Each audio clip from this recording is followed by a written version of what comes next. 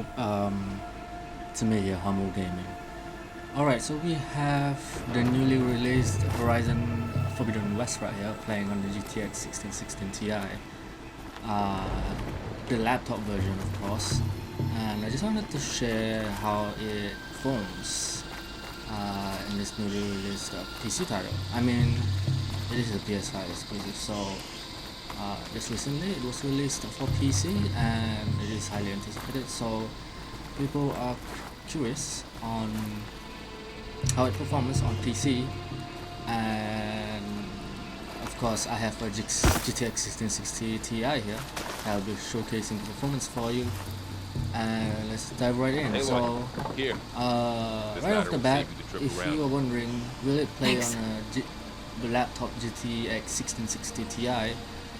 And what I'm spotting here is 32 gigabytes of RAM, as well as 10th gen 6-core i7 processor. So in terms of playability, it's fairly playable if you can if you're satisfied with 35 FPS, then it's more than playable. And of course you can get more FPS with lower settings, so let's dive right in. So let's go to the settings and let's head to display over here. Run it on 1080p. With VSync on, you can turn it off as well. It doesn't make a big difference. And video reflex doesn't make a big difference. I'm playing with no upscaling method right now.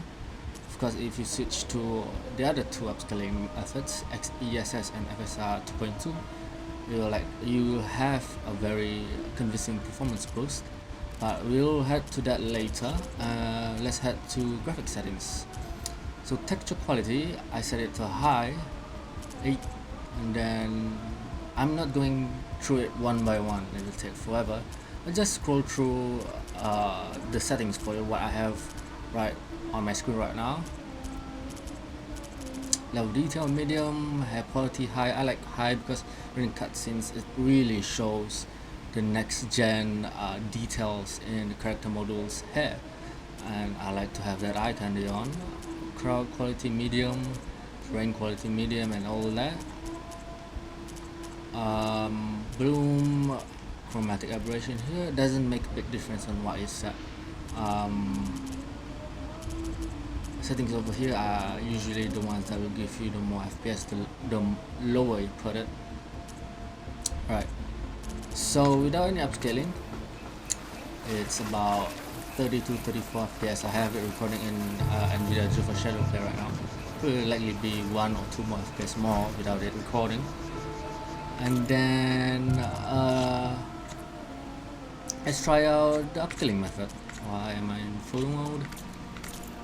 Settings, let's go to, let's try FSR first. So I'm going to set it to FSR 2.2 quality mode, and right off the bat, so now we have let's see, FSR 2.2 quality on right now, and right off the bat you will get about 10 Sorry, to 15 there was FPS something I needed to do. boost. You were from talking this before I upscaling left? method, and Hey, Lloyd. gameplay is Here. much smoother right now. This The ladder will problem save you the trip is around. with the current FSR Thanks. 2.2 implementation right now, you will get this really noticeable shimmering, particularly when you pan the camera. You have this shimmering and artifacting effect going on right here, which can be very distracting and a big put off to certain players, especially me. I do not like the shimmering effect on screen right now. I do not know if it's an exclusive problem to the GTX 1660 Ti. I don't know if it occurs to in other graphic cards. So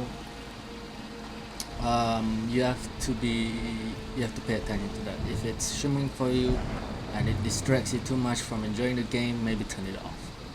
But if you don't mind the shimmering and artifacting and you just want more FPS for smoother experience, then turn it on. I hope developers could address this issue so people can further enjoy the game with the performance increase that FSR 2.2 quality provides. And let's switch to Xess, Intel's upscaling method, and see how that performs.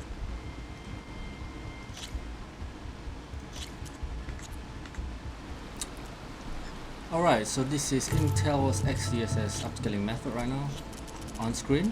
Set the quality.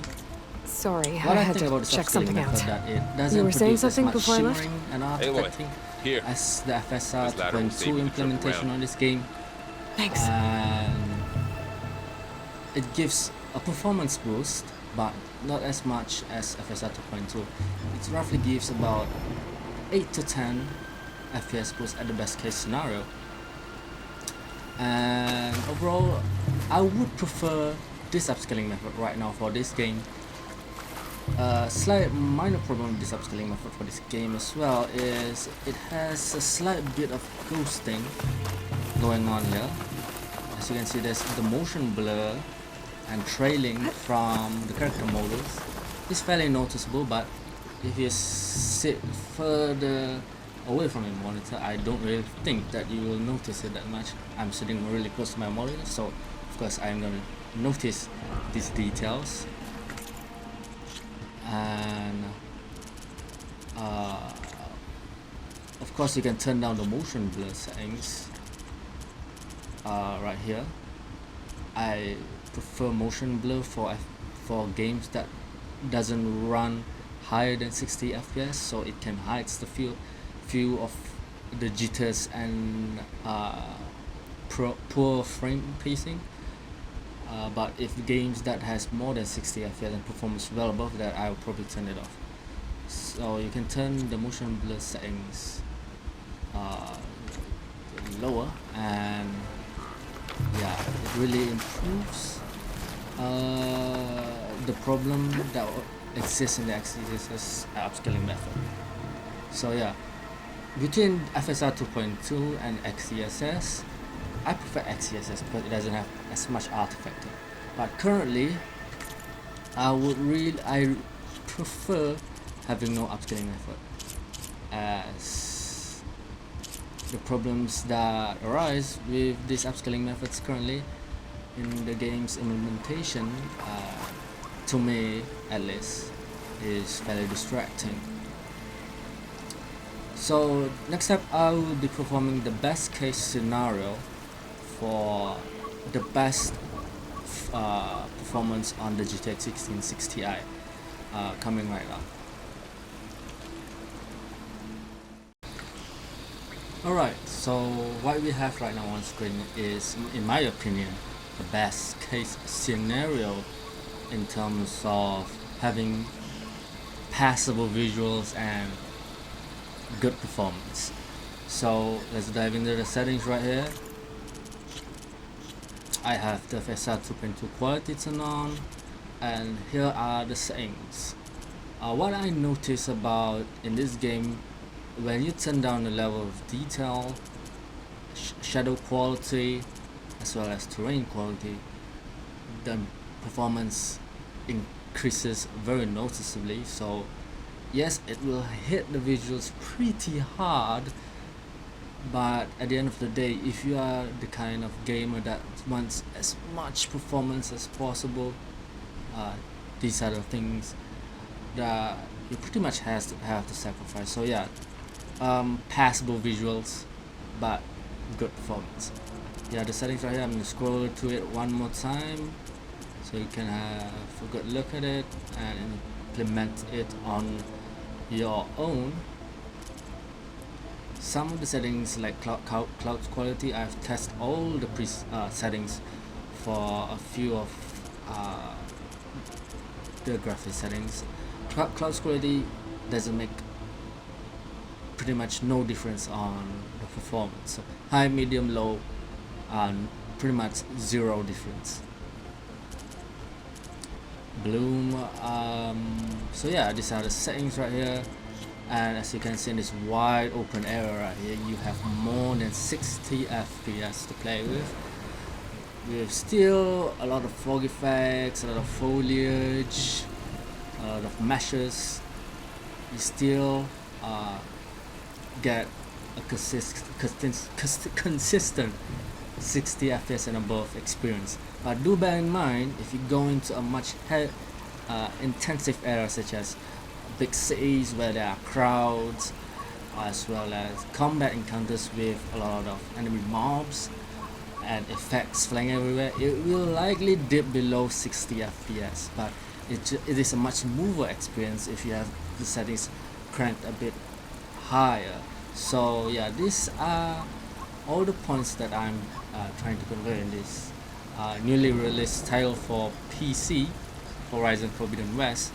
So it just comes down to if you prefer visuals of FPS. To me, I like to have a balance of really good visuals and passable performance. So if I have lower than 60 FPS, I would just turn on the motion blur and play on the controller, so I won't feel the bad frame pacing and jitters that I would normally have if I play on mouse and keyboard. So yeah, that's about it. For the video today. I wish this is helpful for you, and do like and subscribe if you find the video helpful. I'll see you on the next. Thank you.